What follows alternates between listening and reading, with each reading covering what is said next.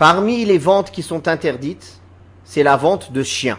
Et ceci est l'avis de la majorité des savants.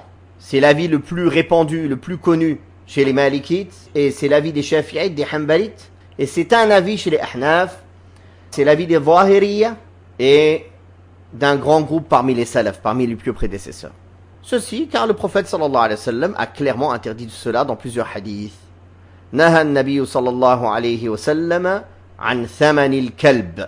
Le prophète sallallahu alayhi wa sallam a interdit de gagner profit sur le chien.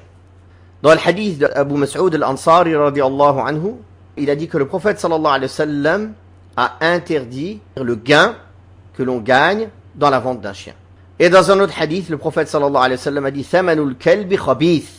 Le prix que l'on gagne de la vente d'un chien est sale. Donc tout ceci prouve l'interdiction de vendre des chiens. Même des chiens dont l'utilisation est permise, comme un chien de chasse, ou un chien de garde de berger, un chien berger. Car c'est interdit de posséder un chien, sauf pour la chasse, ou bien le troupeau, ou pour garder les champs. Ça, c'est les 3 exceptions.